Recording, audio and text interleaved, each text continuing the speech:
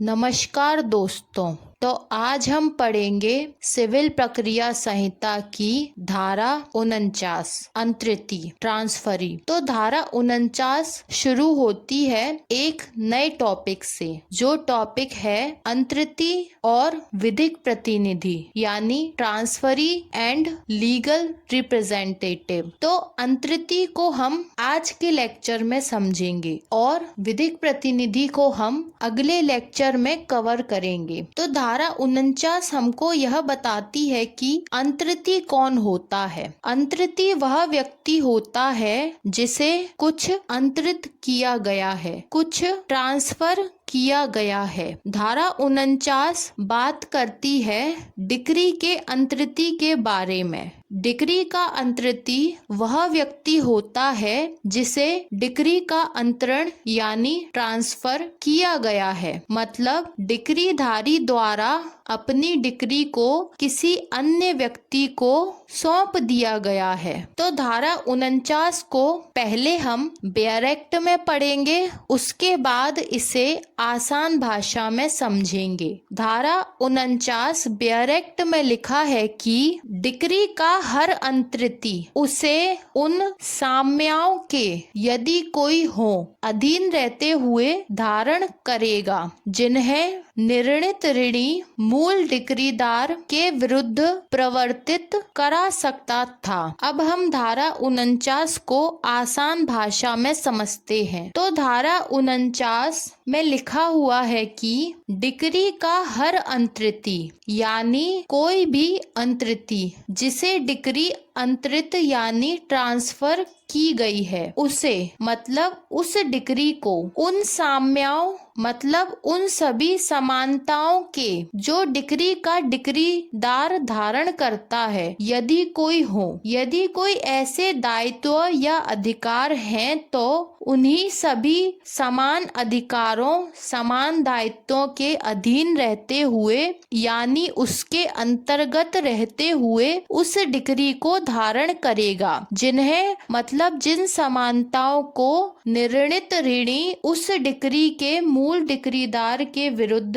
प्रवर्तित मतलब लागू करा सकता है। तो यहाँ क्वेश्चन यह उठता है कि क्या निर्णित ऋणी भी डिक्रीदार के विरुद्ध डिक्री का पालन करवा सकता है? तो इसका जवाब है हाँ। जब मामला सेट ऑफ का हो तब डिक्री का पालन डिक्रीदार के विरुद्ध भी किया जा सकता है। अब हम यह जानते हैं कि सेट ऑफ क्या होता है, तो इसके लिए हम एक उदाहरण देख लेते हैं। मान लीजिए मोहन और सोहन दो पक्षकार हैं। मोहन डिक्रीधारी है और सोहन निर्णित ऋणी है। इस मामले में मोहन को सोहन से 10,000 रुपए प्राप्त होने हैं और इसके अलावा एक और मामला न्यायालय द्वारा निर्णित है जिसमें सोहन डिक्रीदार है और मोहन निर्णित ऋणी है तथा उस मामले में सोहन को मोहन से 7,000 रुपए प्राप्त होने हैं। तो अब पहले मामले में मोहन सोहन को 10,000 रुपए देगा और दूसरे मामले में सोहन मोहन को 7,000 रुपए देगा। तो इस समस्या का हल निकालने के लिए न्यायालय द्वारा सेट ऑफ का रास्ता अपनाया जाता है जिसे हिंदी में मुजरा कहा जाता है। सेट ऑफ में यह होता है कि जो मोहन को सोहन को 10,000 रुपए देने हैं और सोहन को मोहन को 7,000 रुपए देने हैं तो इसमें केवल मोहन द्वारा सोहन को 3,000 रुपए का भुगतान किया जाएगा। बाकी बचे हुए 7,000 रुपए सेट ऑफ कर लिए जाएंगे। मतलब जो दोनों को एक दूसरे को 7,000 रुपए देने हैं वह नहीं दिए जाएंगे और 10,000 रुपए में से शेष बच रहे 3,000 रुपए जो मोहन को सोहन को देने हैं केवल वही दिए जाएंगे। तो मुजरा यानी सेट ऑफ का पालन तभी किया जाता है जब दोनों मामले धन से संबंधित होते हैं और दी जाने वाली राशि निश्चित होती है। तो जब मामला सेट ऑफ का होता है तब दोनों पक्षकारों का समान दायित्व दायित्व होता है, तब डिक्रीदार को भी निर्णीत ऋणी को भुगतान करना होता है। तब निर्णीत ऋणी के द्वारा भी डिक्रीदार के विरुद्ध डिक्री का पालन करवाया जा सकता है और डिक्रीदार को भी अपने दायित्वों का पालन करना होता है। इन सभी दायित्वों से बचने के लिए कभी कभी डिक्रीदार द्वारा अपनी डिक्री का अंतरण कर दिया जाता है, डिक्री ट्रांसफर कर दी जाती है। डिक्री जिसे ट्रांसफर की जाती है वह डिक्री का अंतरिति कहलाता है और वह अंतरिति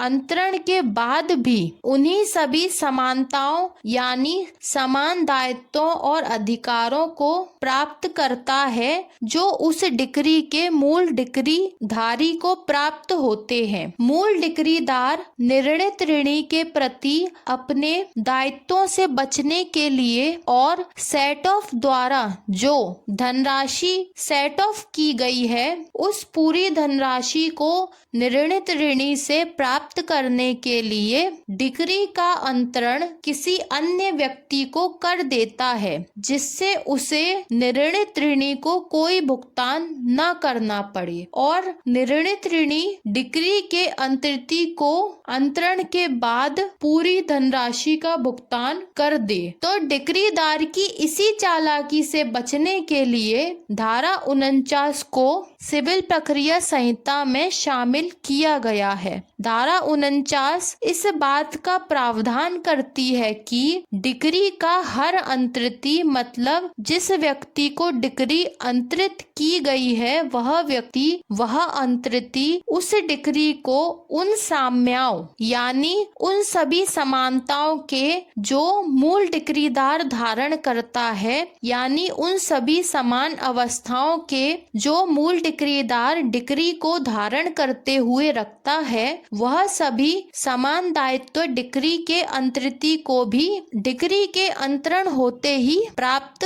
हो जाएंगे और इसमें यदि निर्णीत ऋणी को भुगतान करना पड़े तो वह भी शामिल है। तो इन सभी दायित्वों को निर्णीत ऋणी उसी प्रकार डिक्री के अंतरिति से प्रवर्तित करा सकता है जिस प्रकार वह मूल डिक्रीदार के विरुद्ध उसे प्रवर्तित करा सकता था। तो यह थी सिविल प्रक्रिया संहिता की धारा 49। धारा 49 से पहले हमको पढ़ने को मिलती है धारा 48 जो अब निरसित हो चुकी है। धारा 48 को अब सिविल प्रक्रिया संहिता में समाप्त कर दिया गया है। धारा 48 प्रावधान करती थी निष्पादन के लिए समय सीमा के बारे में। तो डिक्री के निष्पादन किए जाने के लिए क्या समय सीमा होनी चाहिए, तो यह समय सीमा पहले हमें बताई गई थी सिविल प्रक्रिया संहिता 1908 की धारा 48 में। लेकिन जब से परिसीमा अधिनियम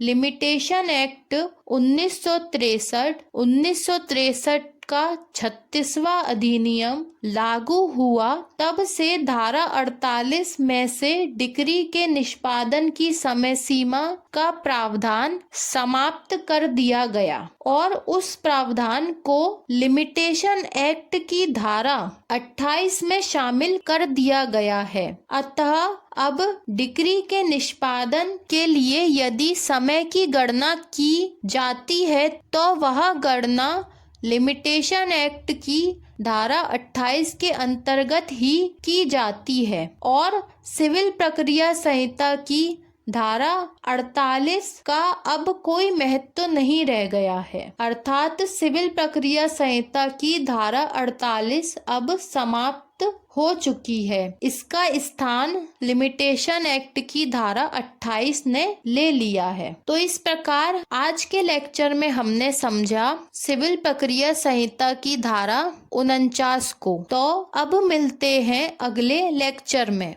धन्यवाद।